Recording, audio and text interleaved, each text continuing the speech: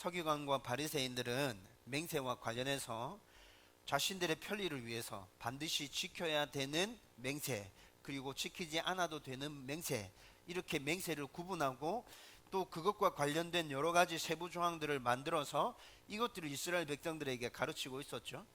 그런데 서기관과 바리새인들의 이 맹세와 관련한 여러 가지 세부 조항들과 가르침들은 약속을 지키기 위한 것이 아니라 자기들이 한 약속을 지키지 못한 것에 대한 변명의 성격이 아주 강했습니다.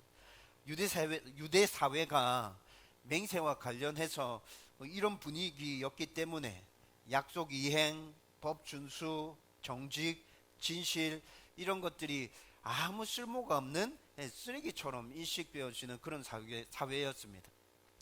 구약에서 말씀하고 있는 맹세는 이런 의미가 아니라 약속을 중요하게 생각하고 그 약속을 반드시 지키고 그 약속의 진실성을 강조하기 위해서 맹세를 하는 거라고 구약 성경은 그렇게 말씀해 주고 있죠.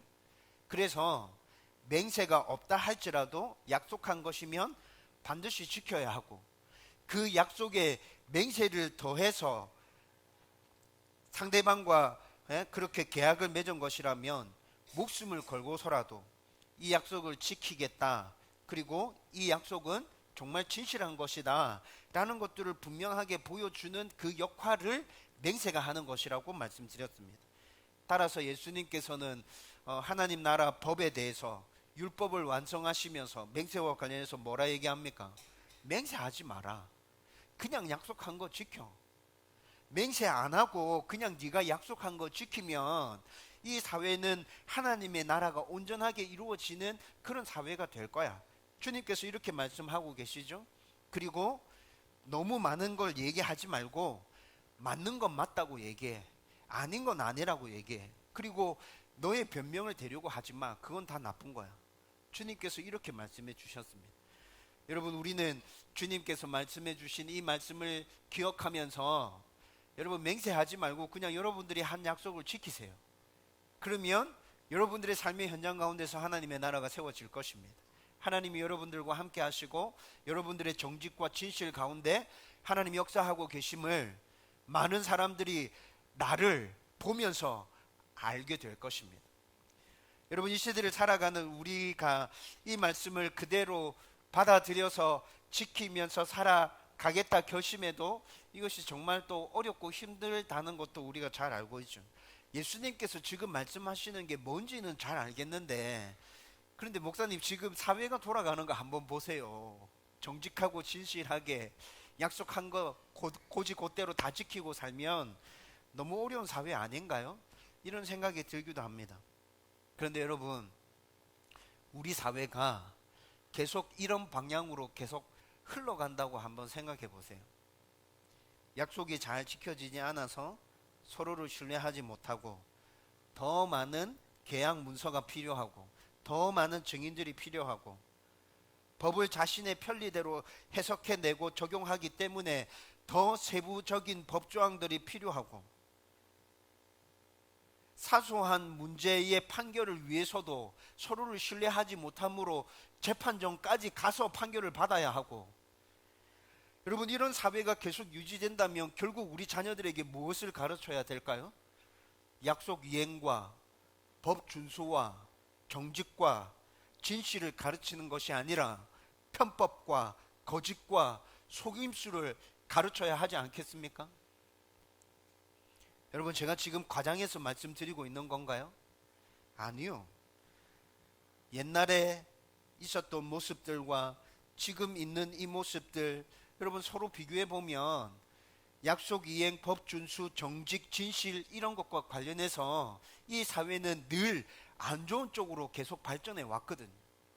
앞으로도 그렇게 발전해 갈 것이거든요.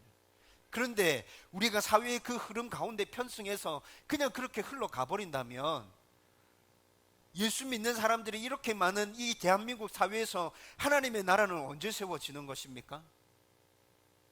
우리가 살아가는 그 현장 가운데서도 하나님의 나라가 세워지지 않는다면 도대체 하나님의 나라는 어떻게 세워지는 것입니까? 여러분, 우리 자녀들에게 진짜 거짓말 하는 걸 가르쳐야 됩니까? 약속을 지키지 않아도 된다. 편법을 이용해서 너만 잘 먹고 잘 사는 세상, 그렇게 살아가면 된다. 여러분, 우리는 정말 아이들에게 이렇게 가르쳐야 되나요? 주어진 말씀 가운데서 그건 지킬 수 없는 말씀이에요.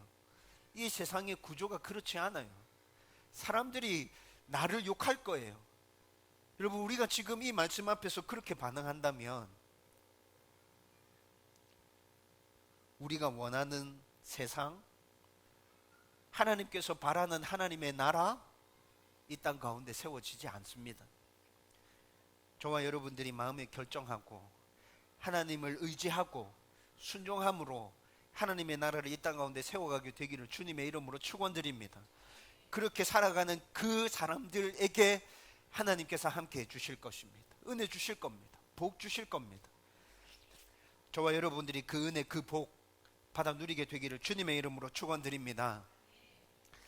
이제 오늘 방금 읽은 본문의 말씀을 통해서 우리가 함께 나눌 말씀은 복수에 대한 말씀입니다.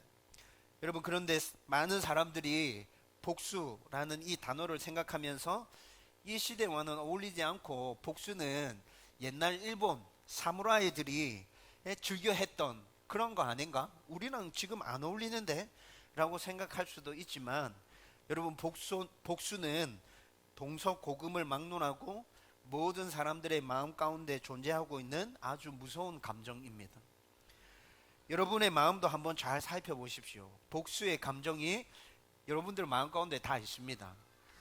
여러분, 아주 쉽게 설명해 드리면 내 마음 가운데 있는 복수의 감정, 목사님, 그게 뭐죠? 여러분, 어떤 일들을 겪어낼 때, 어떤 사건을 당했을 때 나의 잘못과 나의 잘함과 그런 것과 상관없이 나에게 모욕을 주고 창피를 준 사람들, 여러분, 그 사람들 계속 생각하지 않아요? 계속 생각하면서 어떤 상상을 합니까? 나에게 모욕을 주고 상처를 준 것과 똑같이, 아니 그거보다도 훨씬 더 많이 내가 그 사람에게 모욕을 주고 그 사람에게 상처를 안겨주는 상상들 계속 하지 않나요? 지난번에도 말씀드렸는데, 이런 거 물어볼 때는 예라고 빨리 대답하십시오. 여러분들이 아닌 척 하고 있으면 저 혼자만 그렇게 되는 거고요. 아주 이상한 목사 되는 거예요. 저는 그런 상상 진짜 많이 하거든요. 조희정 집사님 얘기할 때마다 웃고 계시는데 대답은 안 해. 에? 여러분, 우리 마음 가운데 이런 마음 다 있잖아요. 맞죠? 다 있어요. 이게 복수의 마음이라고요. 복수의 감정이라고요. 그런데 오늘 복수와 관련해서 주님께서 말씀해 주시는 이 말씀은 우리의 상상을 초월하는 겁니다. 지금까지 살펴본 말씀들이 우리의 상상을 초월하는 말씀들이었지만 이 말씀 앞에서는 더 받아들이기가 힘듭니다. 여러분, 그렇지만 하나님께서, 예수님께서 우리에게 이 말씀을 하고 계시다는 것은 하나님 나라 백종으로서 이 땅 가운데 살아가려고 하면 너희들이 이렇게 살아야 돼 라고 우리에게 요구하고 계시는 것 아닙니까? 그렇기 때문에 받아들이기 어렵고 이대로 살아가는 것 불가능하다 느껴진다 할지라도 우리는 이 말씀 앞에 우리의 마음과 귀를 열어야 합니다. 주님께서 뭐라 얘기하시는지 귀담아 들어야 합니다. 그리고 가슴에 새기고 이대로 살기 위해서 노력해 가야 한다는 것이죠. 오늘 저와 여러분들이 이 말씀 앞에서 그렇게 되기를 바랍니다. 먼저 서기관들과 바리새인들은 복수와 관련해서 어떻게 가르쳤는지에 대해서 한번 살펴보십시다. 38절 말씀에 보면 이 당시에 서기관과 바리새인들의 가르침이 나타나는데, 간단하게 정리해서 말씀드리면 눈에는 눈, 이에는 이라고 정리할 수 있습니다. 네, 아주 간단하죠. 눈에는 눈, 이에는 이라는 이 법의 개념은 구약 성경에도 분명히 나타나고 있습니다. 이거를 동해보복법이라고 합니다. 동해보복법. 이 개념에 따르면 만약에 타인에게 치명적인 상해를 입혔다면 내가 입힌 그 치명적인 상해 똑같이 나도 그렇게 되돌려 받아야 한다. 이게 동해보복법입니다. 그런데 이 당시 이스라엘 사회뿐만이 아니라 이 시대 고대 근동 지역에 이런 보복의 원리에 따른 동해보복법이 보편적으로 다 시행되어지고 있었습니다. 그 대표적인 예가 바벨론 제국에서 세계 최초로 만들어진 법전이 함무라비 법전이거든요. 여러분 아마 학교 다니면서 공부할 때 함무라비 법전 들어보셨을 거예요. 이게 전 세계에서 최초로 만들어진 법전인데 이 법전도 동해보복법을 기초로 해서 법이 만들어져 있습니다. 구약 성경에서는 출애굽기 21장과 레위기 24장, 신명기 19장 이런 말씀들에서 동해보복법을 기초로 해서 법이 쭉 이렇게 설명되어 지고 있어요. 여러분 지금 인권을 중시하는 사람들이 동해보복법에 관련해서 이야기를 들으면 뭐 이런 말도 되도 안 하는 법이 있나 이렇게 생각할 겁니다. 인권이 하나도 보장되지 않고 내가 상해를 받은 대로 그대로 상해를 입히 이거는 뭐 원시적인 생각이고 원시적인 발상이다 이렇게 생각할 거예요. 그렇죠? 여러분 반대로 정의와 공의를 중시 여기는 사람에게 있어서 동해보복법은 마음을 시원하게 해주는 법일 거예요. 야, 이 정도는 돼야지 사람들이 정의를 지키면서 공의로운 사회를 만들면서 살려고 노력하지. 요즘 이 세상에 있는 법들은 너무 인권을 중시해가지고 사람들이 다 법을 무시하잖아. 여러분 이렇게 또 생각하는 사람들도 있겠죠. 아무튼 보복이라는 원리로 아주 무서운 법 집행을 암시하고 있는 이 법도 나름 인권과 공정성을 다 포함하고 있는 법입니다. 여러분 우선 동해보복법의 공정성은 죄를 지은 만큼 그에 합당한 벌을 받게 한다라는 원칙을 가지고 있었습니다. 법을 집행함으로 사회 정의를 유지해야 되는 것은 국가의 아주 중요한 역할이죠. 그런데 여러분 만약에 법 집행과 관련해서 공정성이 상실된다면 그 국가의 법이 제대로 유지되겠어요? 그 국가의 사회 체계가 전반적인 체계들이 제대로 잘 보존돼서 움직여 가겠습니까? 여러분 법 집행에 있어서 공정성이 무너져 내리면 그 법은 아무 쓸모없는 법이 돼버리는 것이죠. 여러분 이런 모습을 잘 보여준 영화가 있었습니다. 모범 시민이라는 영화였는데 제라드 버틀러가 주인공이었고 그리고 제이미 폭스가 조연이었습니다. 여러분 이 영화가 저는 되게 재밌었어요. 아주 재밌게 봤는데 줄거리가 어떻게 되냐면 부패한 법조인들이 재판을 거래합니다. 내가 이렇게 해줄 테니까 너는 이 재판에서 이렇게 해줘. 이렇게 서로 거래하죠. 그래서 범죄자들에게 공정한 처벌이 내려지지 않습니다. 여러분 이런 상황 가운데서 피해자의 남편이자 아빠인 제라드 버틀러가 직접 범죄자들과 이 재판을 진행했던 판사와 변호사와 검사까지 다 처벌합니다. 굉장히 잔인하게 처벌합니다. 여러분 공정성이 얼마나 중요한지 이 영화가 그대로 잘 보여주고 있습니다. 국가가 유지하고 있는 법 체계 안에서 공정성이 무너지면 이렇게 개인적인 보복이 일어나는 그런 무법천지가 되겠구나라는 것들을 이 영화를 통해서 금방 접하게 되는 거죠. 그런데 요즘 우리 사회도 법 집행에 있어서 공정성이 무너져 내리고 있다는 느낌이 굉장히 많이 듭니다. 여러분 요즘 굉장히 이슈가 되고 있는 재판 거래 의혹 여러분 보고 계시나요? 여러분 지난주에 안희정 씨가 무죄 판결 받았습니다. 이해되십니까? 삼성과 관련된 그 재판들에 있어서는 왜 그렇게 판결이 나는지 도무지 이해할 수가 없습니다. 여러분 만약에 이런 재판들에 있어서 제가 피의자였다면 결론이 이렇게 났을까요? 저는 요즘 우리나라에서 진행되어지고 있는 이런 판결들을 보면서 법을 신뢰하지 못하겠다라는 느낌이 계속 들게 됩니다. 또 동해보복법에서 중요하게 담고 있는 것은 범법자의 인권입니다. 앞서 설명했듯이 사람에게는 누구나 보복의 감정이 있어서 자신보다 더 심한 피해를 상대에게 입히길 원하죠.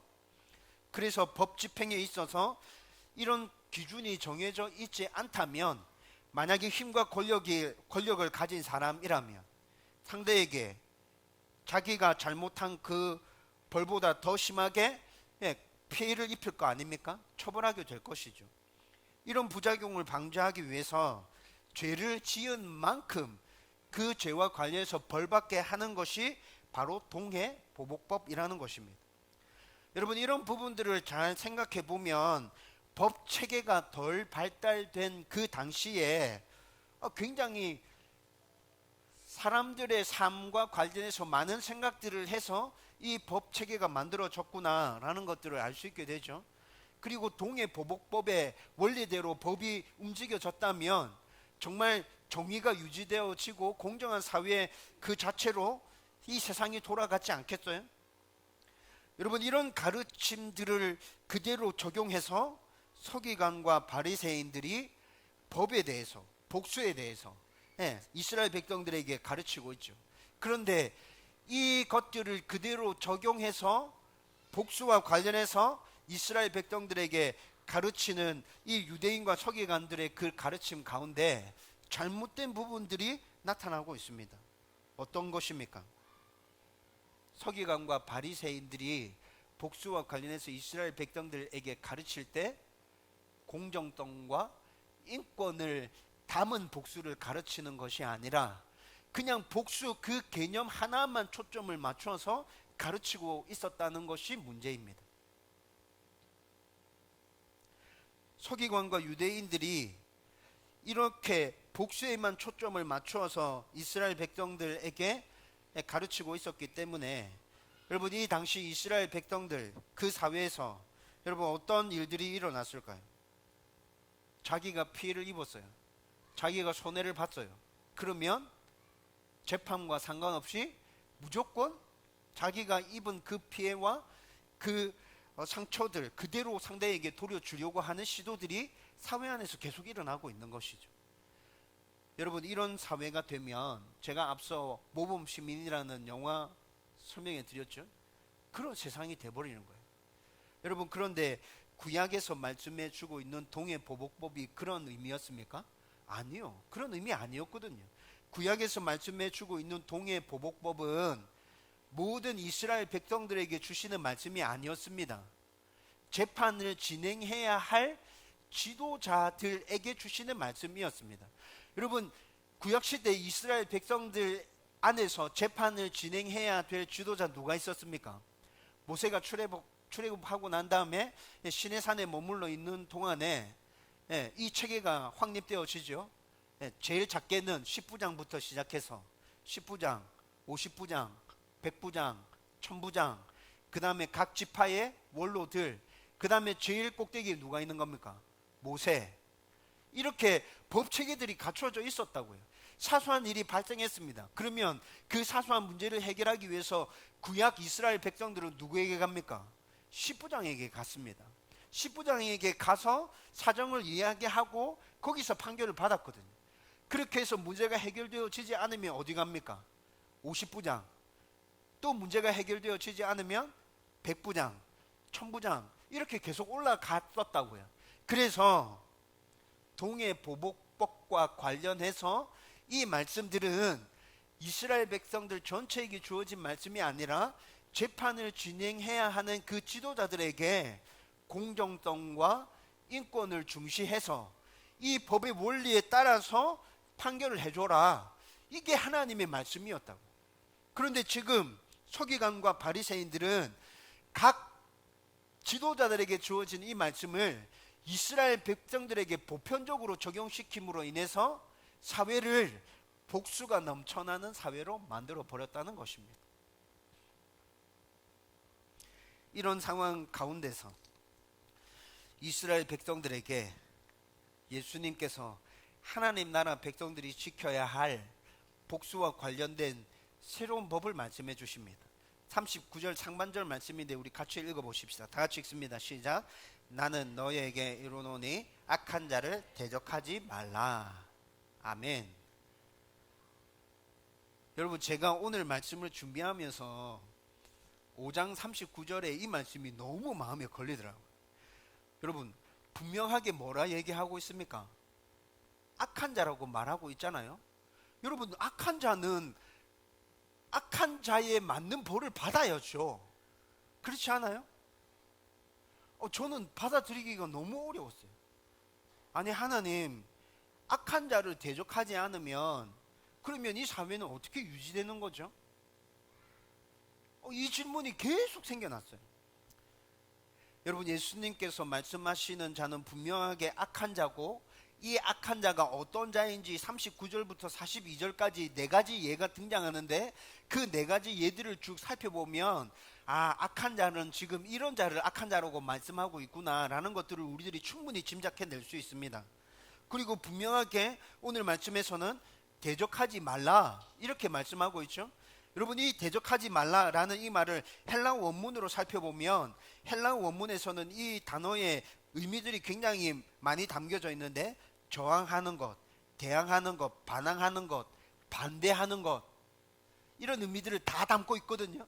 그런데 그거 하지 말라는 겁니다. 쉽게 말하면 무슨 말이에요? 악한 자라고 할지라도 복수하지 마라. 악한 자가 너한테 피해를 입히고 너한테 해를 입혔다 하더라도 그와 맞서서 대항하거나 싸우거나 반대하거나 반항하지 마라. 주님께서 지금 이렇게 말씀하고 있는 것 아닙니까?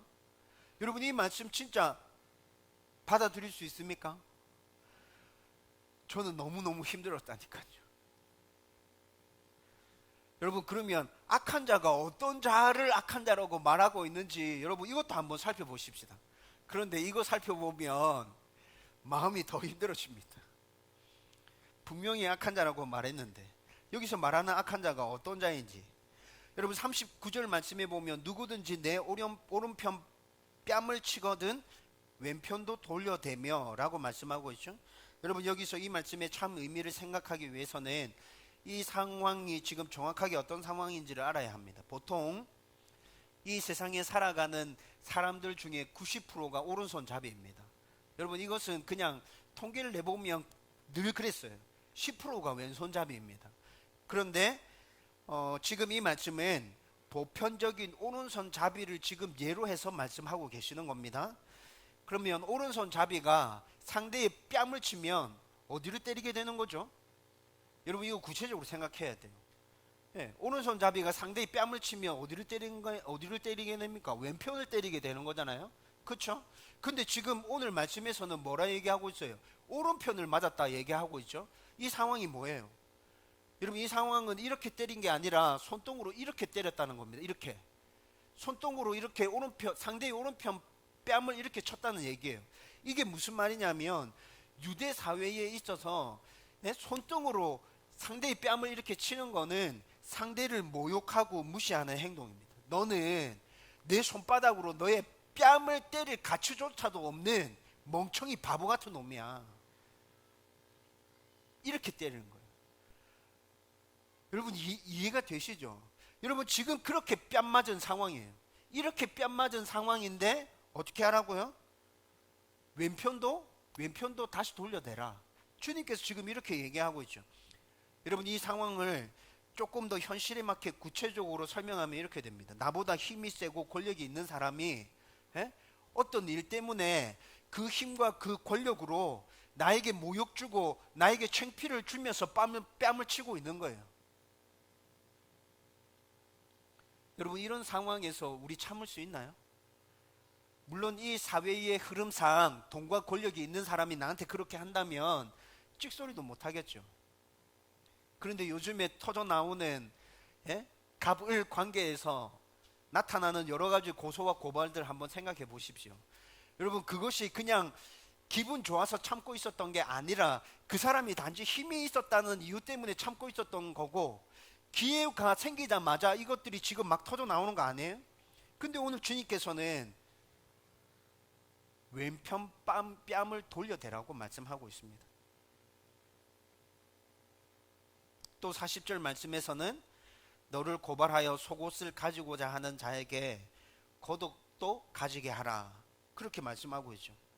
여러분, 유대인들의 속옷과 겉옷은 우리가 알고 있는 것과 다릅니다. 여기서 속옷이라고 말할 때 팬티와 브래지어 이것을 말하고 있는 것이 아니라 겉옷 안에 입는 옷, 우리로 치면 셔츠, 이런 거 말하고 있는 거예요.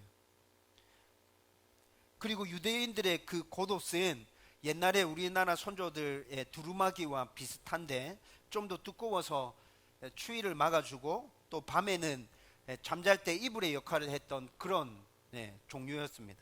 이 때문에 유대인들 사이에서는 가난한 사람들이 어떤 물건을 빌리려고 할 때 겉옷을 저당 잡힐 수가 있었습니다. 그렇게 겉옷을 저당 잡혀서 가난한 사람이 어떤 물건을 빌려 갔잖아요. 그러면 겉옷을 저당 잡은 사람은 해가 지기 전에 그 겉옷을 그 가난한 사람에게 다시 갖다 줘야 했었어요. 그래서 추운 밤에 그 겉옷을 이불 삼아서 밤을 지낼 수 있도록 해주고, 날이 밝으면 다시 그 가난한 사람에게 가서 그 겉옷을 다시 저당 잡는 거예요. 여러분, 이 일들이 계속 반복되는 거예요. 지금 낮에는 겉옷을 가져가고 밤에는 겉옷을 다시 갖다 주고 아침 되면 다시 가서 그 겉옷을 받아오고. 여러분, 이거 돈 빌려준 사람 입장에서 생각해보면 이거 얼마나 귀찮은 일이에요. 그렇죠?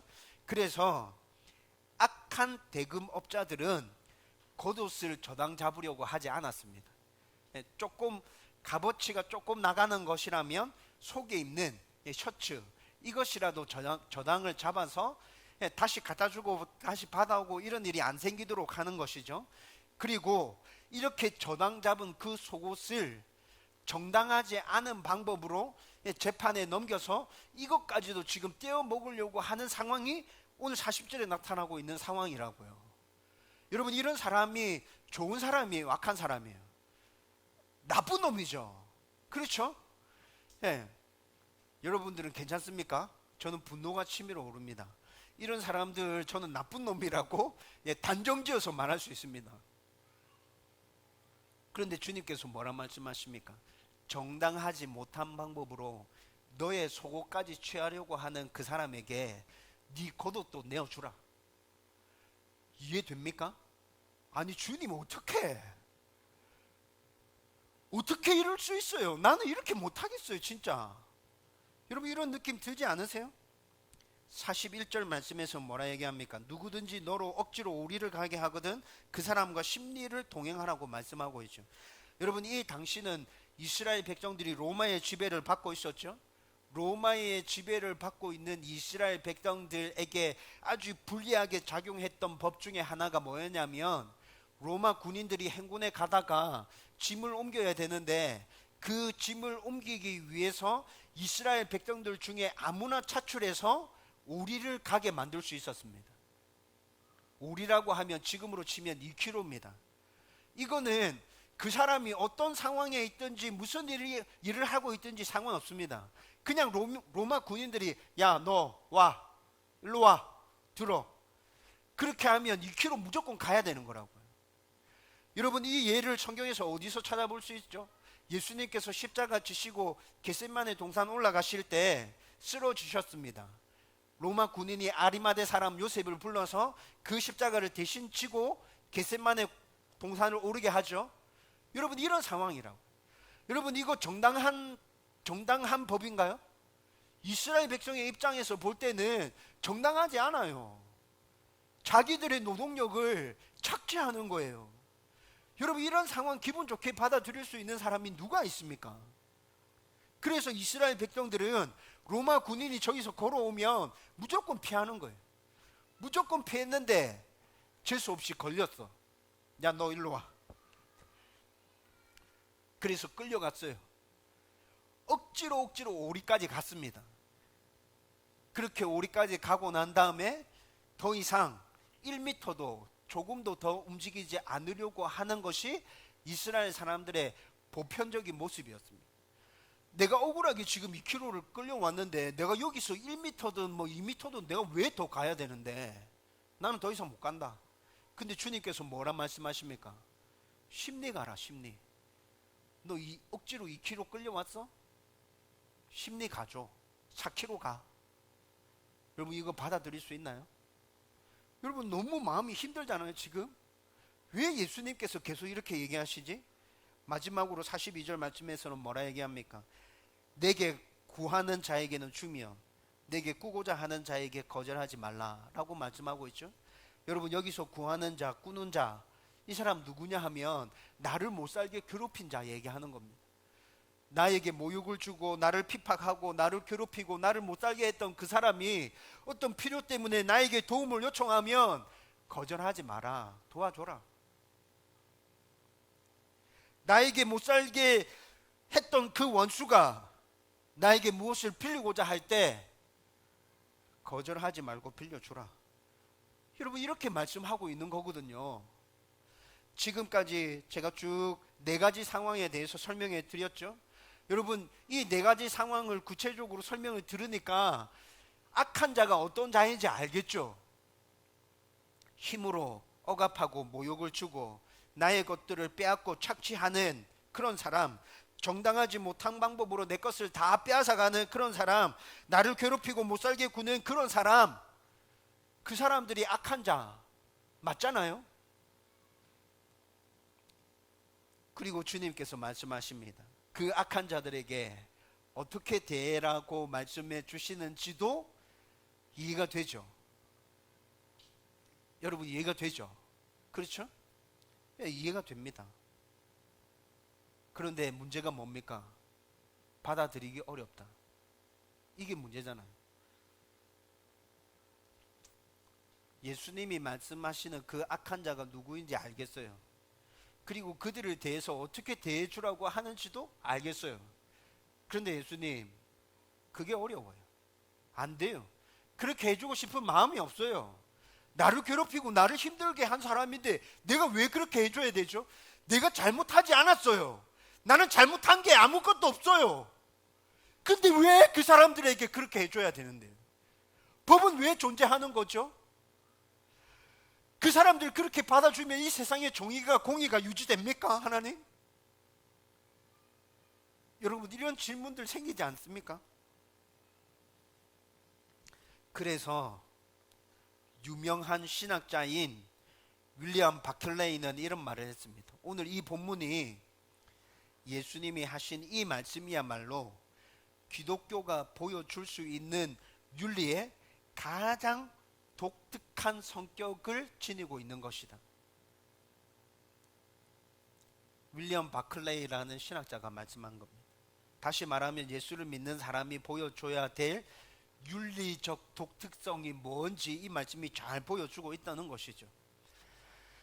여러분, 이 말씀을 준비하면서 저의 모습을 생각해 봤습니다. 저는 항상 공정한 사회, 정의 구현, 정직 이런 것 등에 중점을 두고 살아왔기 때문에 이 사회가 그렇게 유지되면 좋겠습니다. 그래서 공정하지 못한 것, 정직하지 못한 것 이런 것들을 보고 이런 것들을 맞닥뜨릴 때 늘 부딪혀서 싸웠던 생각이 납니다. 시민단체처럼 이런 문제들을 직접 찾아다니면서 싸운 것은 아니었지만 저에게 이런 문제들과 관련한 일들이 생기면 조금도 양보하고자 하는 생각 없이 그냥 끝까지 붙어서 싸웠습니다. 그러면서 아직 이 세상에 누군가는 정직하고 공정하게 살아가려고 애쓰는 사람들이 있다. 사회 흐름이 그렇지 않지만 그렇게 애쓰는 사람들이 있다라는 것들을 보여주고 싶었죠. 여러분, 저의 이런 모습은 성경적인 관점에서 크게 잘못된 것이 아닙니다.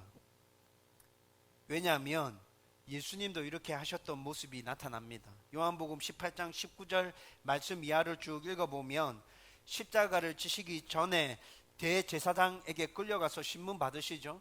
그 신문 받는 중에 대제사장에게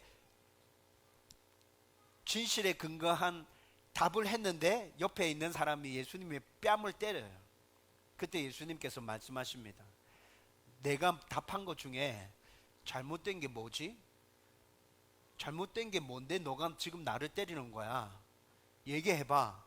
나는 지금 진실을 얘기했어. 예수님께서 이렇게 답하고 계시거든요. 여러분, 그래서 잘못되거나 옳지 못한 일에 대해서 이야기하는 거 저는 이야기할 수 있다 생각합니다. 성경적인 것이라 생각합니다. 그런데 문제가 뭡니까? 단지 문제는 공정과 정직을 위해서 싸운다는 명목으로 마음속으로는 복수를 상상하고 있다는 것이 문제죠. 공정과 정직을 온전하게 세우겠다는 그 명목으로 자기 의를 드러내고 있다는 것이 문제죠. 너희들은 그렇지만 나는 그렇지 않아. 여러분, 제 안에 그런 마음들이 있습니다. 제 안에 복수의 마음들이 있습니다. 제 안에 너희는 그렇지만 나는 그렇지 않아 라는 자기의가 있습니다. 여러분, 지금 이것이 문제인 것이죠. 여러분들도 이럴 때 있지 않습니까? 여러 가지 상상을 하면서 스스로가 만족할 때까지 상대방을 벌 주고 벌 주는 상상을 하죠. 그러면서 상대를 더 날카롭게 정죄하고 비판하고 미워하고 증오하게 되지 않습니까? 아우슈비츠 수용소에서 살아남은 엘리 바이젤이라는 사람이 있었습니다. 이 사람이 그 수용소에서 살아남고 책을 썼는데 그 책에 이런 문구가 있습니다. 증오심이 존재하는 곳이면 그 어디서나 미워하는 사람이 미움을 받는 사람보다 더 고통을 받는다. 다시 한번 더 읽어 드릴 테니까 잘 들어보세요. 증오심이 존재하는 곳이면 그 어디서나 미워하는 사람이 미움을 받는 사람보다 더 고통을 받는다. 여러분, 엘리 바이젤 이 사람이 아우슈비츠 수용소에서 어떻게 살아남았냐? 자기 스스로 말합니다. 나치들에 대한 증오심으로 똘똘 뭉쳐서 끝까지 버티면서 살아남았다. 그 증오심마저 없었다면 나는 그곳에서 살아남지 못했을 것이다 라고 자기 스스로 자기 입으로 얘기했다고요. 그런데 그렇게 그 죽음의 곳에서 살아나와서 세월이 지나서 책을 썼는데 그녀가 이렇게 말하고 있어요. 미워하는 사람이 미움을 당하는 사람보다 더 고통을 받는다. 여러분, 이 사람의 이 말이 무슨 말인지 우리 이해가 되지 않습니까? 이해되잖아요. 무슨 말인지 알겠잖아요. 그런데도 예수님의 오늘 이 가르침을 받아들일 수 없고 주저하고 망설이고 있는 그 모습도 우리의 모습 아닙니까?